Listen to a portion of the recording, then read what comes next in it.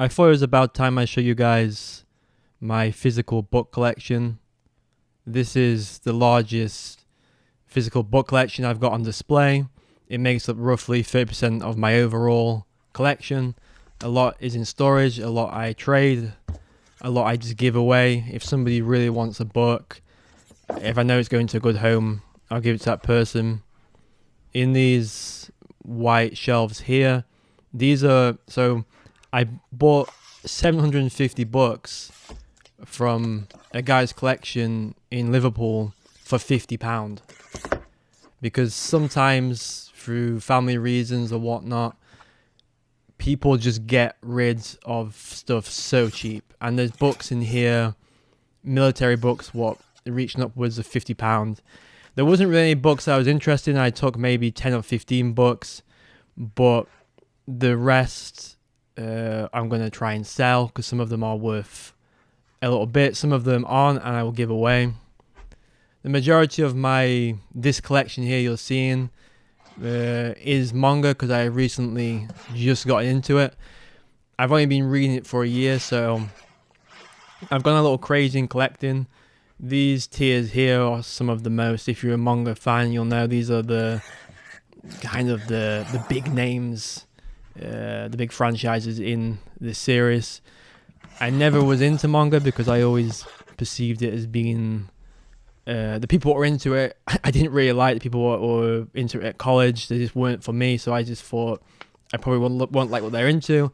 And in later life, I just decided to buy one on a whim, and I started reading it, and I've literally become obsessed. So if you're not really into manga, you can skip ahead a little bit when we get to more of my novels, etc.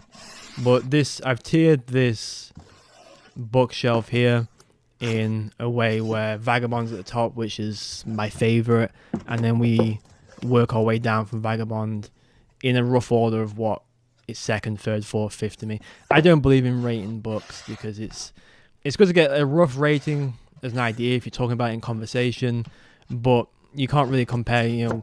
For example, Gantz here, struggling to get back in the shelf. They are big boys.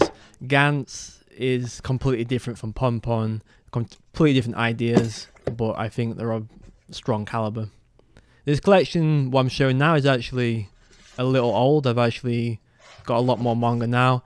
In all, I probably have 2,000 books, but a lot are in storage. I just don't have any options to really display them, and a lot are, as I was saying earlier, for sale. This shelf here is just random singles I've bought.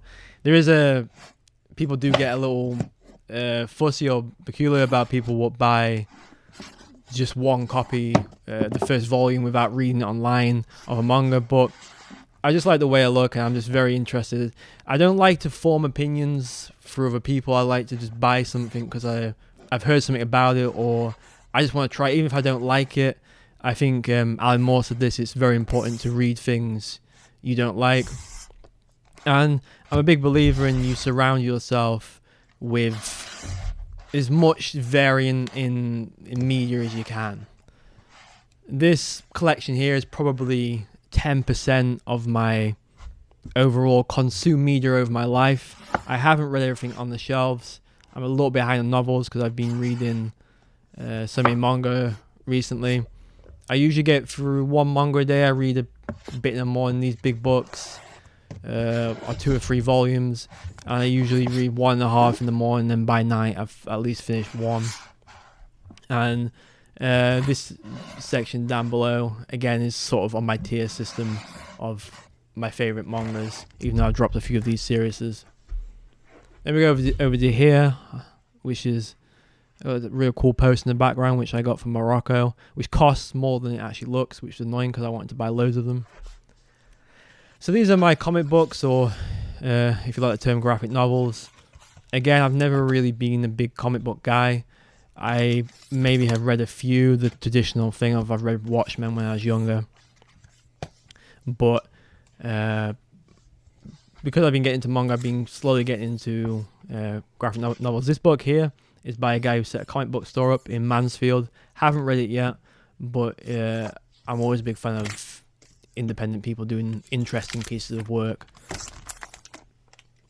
a lot of these comics are just ones I've just picked up because I just thought they looked interesting. They were being sold in car boots for £1. This is actually one of the first comics I ever got. I bought this in college because I just thought it looked so cool. But yeah, I'm just starting to really find the world of comics and graphic novels.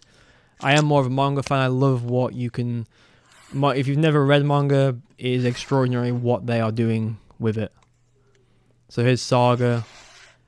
I've read part of this, like a couple of the first volumes or books. I'm looking forward to getting to that more. And I pick a lot of graphic novels up in secondhand bookshops. So those Sagas, I think this retail for about £30 to £40. I picked them up for £20. There's no damage or anything. Again, these are more mangas. The sort of standalone, some of these, what I picked up, and I got some graphic novels a bit more to the left here. Berlin, which is my all-time favourite graphic novel. I haven't really read enough to be saying things like that, but if I am going to choose, it's going to be Berlin. I'm a big fan of The City, and I remember I bought that because Berlin just keeps unraveling. There's so much history in them. Like every street you walk down, you keep finding out more information about this incredible place, and this graphic novel kind of sums it all up. Here's a Penguin Classics. This is one of my all-time favorite things in just terms of, I just wish more that you could do the samples. It's basically 80 samples of classic works out there, and it's just so beautiful to take one off. They're only 60 pages. You can learn about somebody you've never learnt before. So it's like educational, but it's sampled, and I just wish they did this more with other things. They could do it with manga, they could do it with comic books. This is a coffee table book I picked up. It's really not very good. And this is another graphic novel I haven't read. I'm a big fan of erotic art, and this isn't really that, so it's just going to be on there for now. I think it retails for like £20. I think I got it for £3 because it wasn't selling. My bookcase over there, all those books, they're all to be sold. They're not books I'm interested in. I call them mum books. A lot of them are mum books. A lot of them are books people read on holiday. There's nothing really to them. They were part of the guy's collection I bought. It was only fair that I was taking some really good classic books off of him, and these military books, some of them can fetch up to £100, even more. So it's only fair that I took all these other books off of him. So a lot of these I will give away in honesty boxes. This is a thing in the UK where people reinvent old telephone boxes as swap shops for books. So I would definitely be taking a lot of those books down there. There'll be honesty boxes outside my house, and I'll be selling them for 50p. And then some of them will be in the car boot. Some of the titles that are quite rare, you can't get anymore, I might try and sell on Amazon, or if there's somebody who really wants it, who I know they can have it. These are just more single volumes and standalones. A Girl on the Shore I've read on this shelf maybe 75%. As you can see, I'm trying lots of different genres out of manga. I've literally just gotten into it, so I'm just going through every single idea what exists out there, so I can get a good scope on what I really like. We have more series down here. I know it's risky. I haven't actually read any of these series. I know it's risky buying these series, but a lot of these I managed to get good deals on because I'm always on Amazon, and I'm waiting for a second-hand copy what's in good condition to drop to, I don't know, £3 with free delivery, and I'll buy it. This is I bought that from the same comic book store. I got a bit of I don't know if I can say it on YouTube. Or say, I think it's a Pinku, which is a type of film subgenre. But if you know what I'm talking about, I got some of that in manga form. Again, I just want to try it all out. I always perceive the people that read that sort of stuff at college as maybe a bit try hard, but I think as I try to preach on the channel a lot, it's really important to go out your comfort zone and read everything you can. River Van Winkle, this is a really cool edition of this. What I got. All those books up there are books I've read, and I've got some antique books up there. Not worth anything crazy, but as together the collection, the confectionized bit. There are more books in there I'm sorting. Claymore box set. I've got some Blu-rays down there. Yeah, you could argue that my collection is very messy, but that's how I like it. I went to this bookstore in Ireland, and all the books were piled up to the ceiling. And it was just enchanting to be in there because you couldn't move. I had to take my bag off. I carry my bag, and there's just stuff everywhere. The guy doesn't even know what he owns, because there's books I bought even though he had. So these are a lot of these are hardback. I really like the old classic hardback novels. I think what we have lost now is what we've kind of gained is we've got so many options in books what have been published, throwbacks to old books what have been republished, but we lose these really cool covers and designs you just don't get anywhere. So I actually pick books up not knowing anything about them from just random places on my travels. I got most of these books here on this shelf from Hay-on-Wye, which is a town in Wales which is famous. It's got something like 14 bookshops, and each bookshop is kind of its own different character. A book I was holding there is a book from sort of like a murder mystery crime centric bookshop. But yeah, if I'm in a charity shop at Oxfam or anything like that, and I just come across something that I like, even if I don't know anything about it, I'll just buy it, and usually 9 times out of 10 it crops up again in my research later on, or some other author references it, or my interests circle back round to something like, oh, I remember I've got a copy of that. So I have no idea if some of these hardback books are going to be good or bad.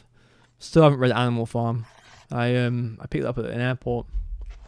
So all these books on the shelf here are books what I do intend to read. Sometimes if I have found something out about them what I'm not really into them, even though I've picked it up, I will then just either sell or move it on. But I've been reading a lot of manga at the moment, so I haven't really been reading too many novels, but I am heading back in that direction.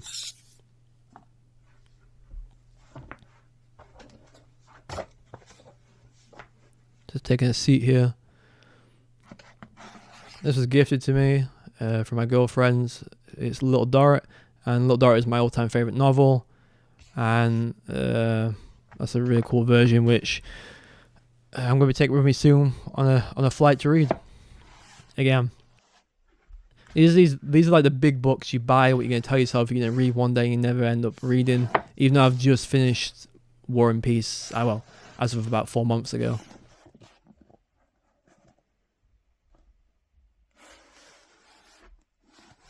I'm a big fan of trying to buy, this is a really cool book what I got from Scotland. I can't find anything about the author. It's independently written and sold in a bookshop. It's about the world ending and this old lady who's about 90 trying to survive. It's really interesting. It's almost like poetry. Perfume Garden, one of the first pieces of erotica. I'm a huge fan of the history and the crossover of the erotic natures. It's one of my favourite things to learn, so I'm always looking in those sections secretly when nobody's looking, so I don't make anybody red face as they walk by. But yeah, these are a lot of new books. I do buy new books. Some of them are actually probably from Oxfam, but they're just in good condition, so they look new. But I always buy new books every time I go to the bookshop, because I really do believe in helping. You should give money to what you want more of, and I don't drink or smoke, and I want to see more bookshops. I want to see more people reading books, so that's why I'll try and buy a book every time I go into a shop. Another thing with having a personal collection library, some people say it gets out of hand and it kind of just becomes a bit of a shrine in the end. But the cool thing is when you do have that moment in your life where you want to read something very particular, or you want to read about a genre very particular, I've kind of got it covered. There's Japanese authors, there's American authors, there's loads of different European authors. And I can just sort of, whatever I'm in the mood for, I can come and I can find something about it. So it is almost like I've created my own little personal library, really.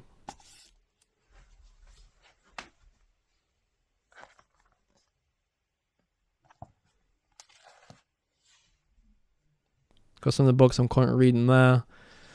I do have a problem where I do read about 4 or 5 books at a time, but what are you going to do? I'm very interested in most things. There's not really one subject I'm not really interested in or can find a way to be interested in. It's a really cool book I got in Iceland. They have trouble printing books over there, so the cost of the books are really high. So I think I really overpaid for that, but sometimes you have to do things like that.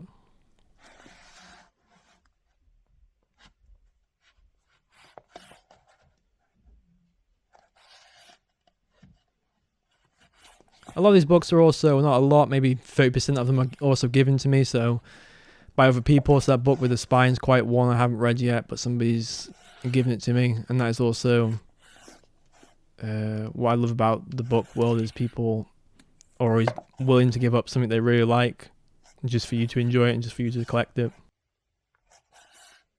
There will become a day where I won't actually. I don't. This book shelves and this little collection, they're set up in my old parents' village, and I don't really go there often. So when I basically come here and take a few books out and then go and then swap some books what I picked up on the road. And there will become a day when I eventually move even further, and I'm not going to really be able to read or see any of these books. This shelf down below, they're all my girlfriend's books. I would say we both together have we've accumulated, we both created this collection together, but these are ones what my girlfriend is actively reading and getting ready to read, even though I've had some influence on some of them. So yeah, there'll be a day when I finally leave, and I'll probably come back in 10-15 years, maybe with a son or daughter, who knows, and they will inherit all this if they're into books, and they can they can enjoy the next thing. And I'm sure I'll come back and there's a book what I've been wanting to read here for 10-15 years, like, oh, I remember that, and in my older age I'll finally sit down and read it. Again, this shelf's kind of half and half. 50% of this shelf is mine, 50% of it is my girlfriend's. My girlfriend, she struggles to read as much as I do. She struggles with the concentration, so she's getting through a book a week. Whereas if I'm in a good mood, I can do a book a day, maybe a bigger book a couple of weeks if it's something like War and Peace. I think overall War and Peace took me 2 weeks.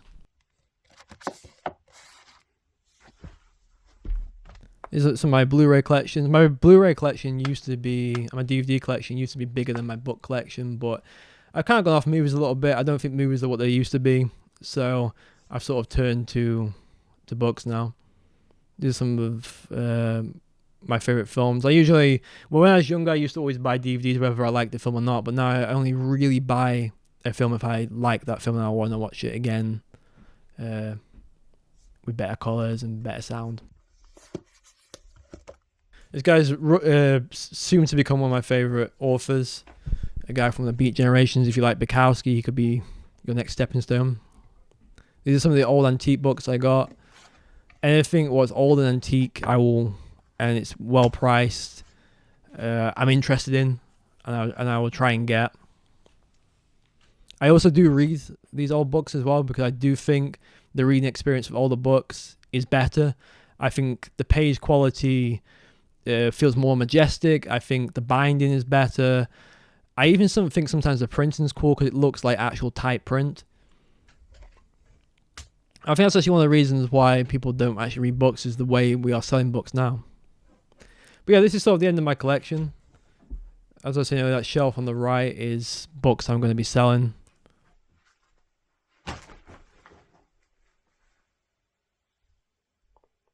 And this is roughly 30% of my overall physical collection.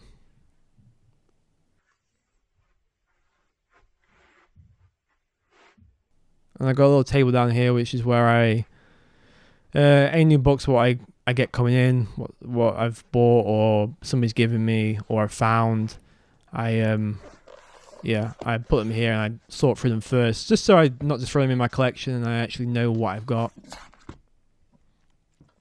Okay, yeah, so that's my tour. I hope you've enjoyed that. Ciao.